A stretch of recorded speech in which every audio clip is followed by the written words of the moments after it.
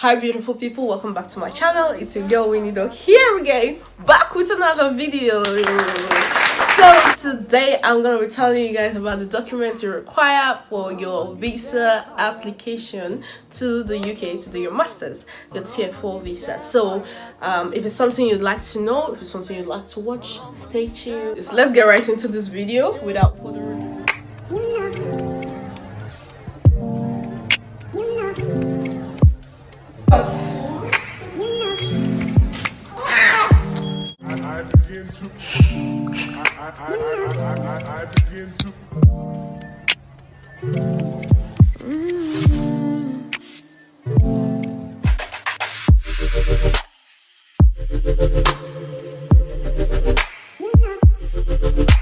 Documents you require for visa application. So if you see me looking this way, it's because my system is here and I have everything highlighted on my system.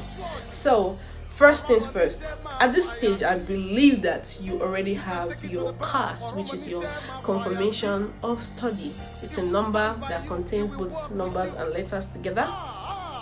With this number you will apply for your visa to the UK, because when you're applying there's a point where they ask for your CAS, they'll ask for your sponsor, which will be your university, and ask for your CAS as well. So first things first, I divided it into 4 categories. First, study evidence. Second, sponsor evidence. Thirdly, your travel / residence and financial evidence. First thing, under study evidence we have your university transcript, your university degree, your CAS, and your English test if applicable to your university.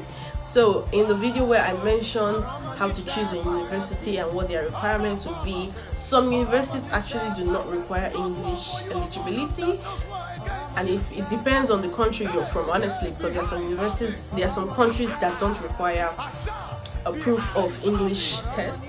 So this proof of English could be IELTS or TOEFL, most preferably IELTS. Just go for IELTS. IELTS is simpler and it's easier, it's just better. Go for IELTS. The next up is sponsor evidence. So the two things, sponsor evidence simply means whoever is paying your tuition fee, whoever is going to be sponsoring you, if it's your guardian, if it is your parents, if it is a company, like if you have a scholarship from a company, whatever it is the case. In my case, it was my parents, and so I required a consent letter. It could be your spouse as well. Yes, it could be your spouse.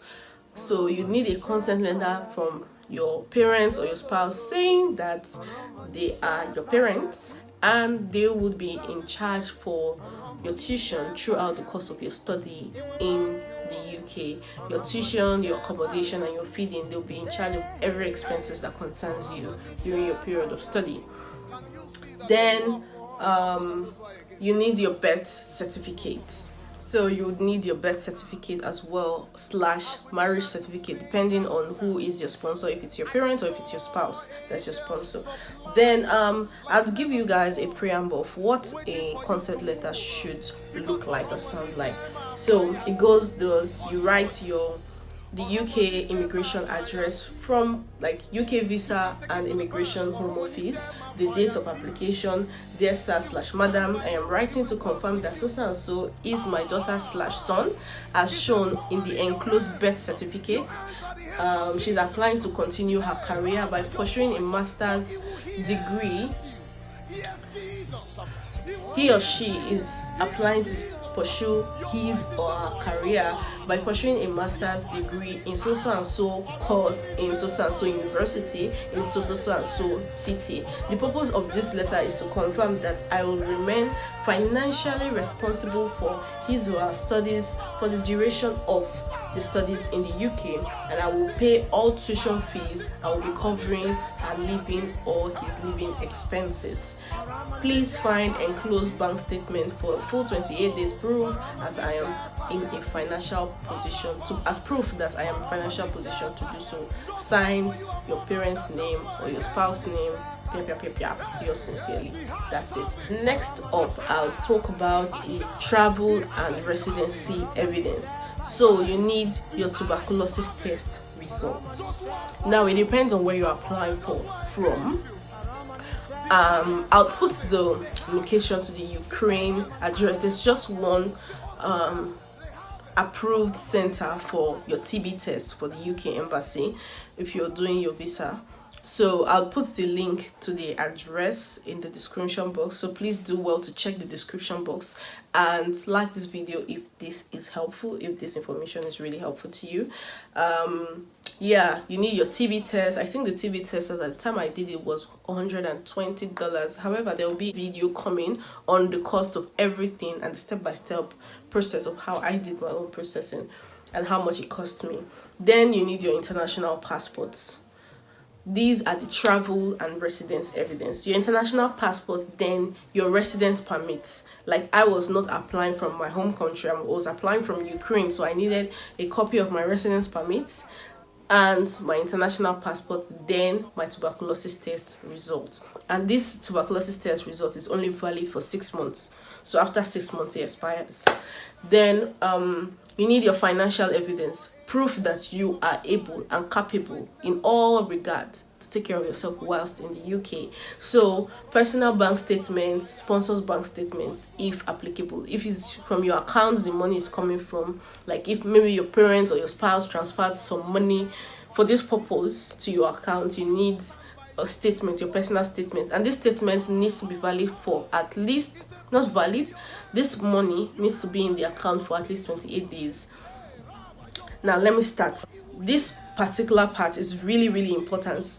The two things that the UK embassy would concentrate on is your account balance and your certificates, like that you are eligible to study that course, then your financial report. Every other thing, forget about it. The main cocoa, the main juice for them, I mean, those other things would add to boost, but for them, the main thing is evidence of finances and your grades, your graduate results. Those are the two things that are very important to them. So if you have those two, you're concrete, you're good to go with the UK embassy application for visa. So for your statement of accounts, you should have a certain amount of money in your account for the period of 28 days. So the total of your tuition, because when you're applying to your university, you make a down payment of your tuition. So whatever is left of that tuition, say for example your tuition fee is £15,000 and you've paid, let's say, £5,000. So what is left is £10,000.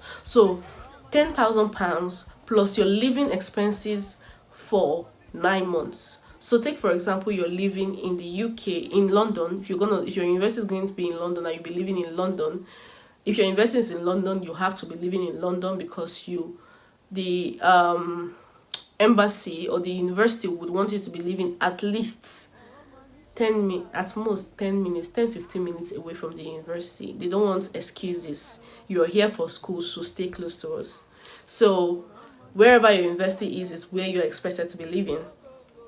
Hence, your living expenses should be within that region. So if you're living within London, living expenses, I think it's 1,200. I'm not sure. I'll write it on the screen while I'm editing this video. For example, 1,300 living expenses for a month. £1,300 for a month in the UK, including accommodation and feeding. Now, for the period of 9 months, you need to calculate 1,300 times 9, whatever the total is, plus what is left of your tuition fee, which is the £10,000. So when you add it together, that total amount should be what will be in your bank account for the period of 28 days straight. Nobody must touch the money.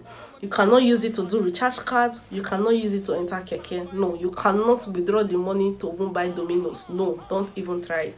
The money has to be that fixed amount for a period of time. It can be more, but it can never be less than, let's say the total amount should be £20,000 or £25,000. That £25,000 has to be there from the 1st of November. Let's say you start building your statement in November, from the 1st of November till the 28th of November, when you withdraw the money finally, or when you print your statement finally. The money has to be the same. This has confused a lot of people, and it also confused me at a point, but you have to get this right. If you remove something, maybe 20th of the month of November, you now decide, oh, and it's almost there now, let me just take maybe £10 out of it. You're going to start counting again from the beginning. You now have to complete the money and then start from that 20th or 21st and start building the account for another 28 days. So you must not touch the money during that period. That is why it's advisable to have the money in your account, so you are able to, control what you have. Because unlike if it's in your parents' account, your parents might just forget and then probably have a business deal or something they want to use the card for and forget that you must not pass this. So that is why it's always good to have it in your account or in a separate account. But I had mine in my parents' account and it was fine. So if you know that it might not be fine, please and please just make sure that you have it in your account or in an account that you know nobody has access to. It's very important. But then the account, another thing about financial statement is that the account must be either in your name or in the name of your parents or in the name of your spouse, meaning whoever's this account is in their name, which is why you need a birth certificate or a marriage certificate. Whoever this account is in their name has to be bearing the same surname with you. Their name has to be in your birth certificate as proof to show that, or your marriage certificate as proof to show that you are related to this person in this regard. Hence, this person cannot disappoint you. Like that just gives them a sense of security that, I mean, people disappoint, but no matter what, your parents cannot abandon you or your spouse cannot. It just gives them a sense of security that at least the relationship with this person is strong. Unlike when you use your uncle or your auntie or your cousin, they don't want such distance relationship. It has to be either your parents or your spouse's bank accounts. Or then if it's a company that's sponsoring you, then you have more documents to provide. I don't know what those ones are, but you'd have to make research on that. But if it's spouse or parents, it has to be in their name. The statement of account has to be in their name. Your birth certificate or marriage certificate has to have your name and their name on it, and it has to be valid.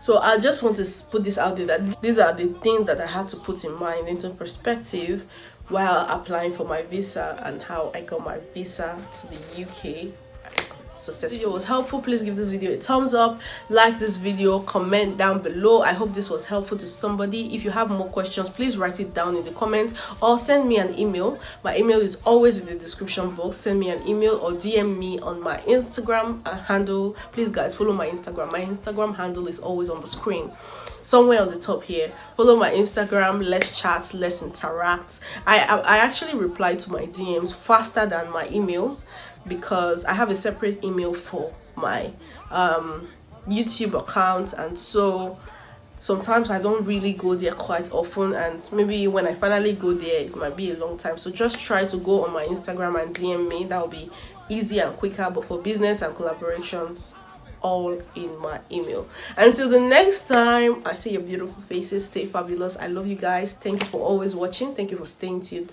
Don't forget to subscribe. Till the next time you see me, I love you guys. Bye.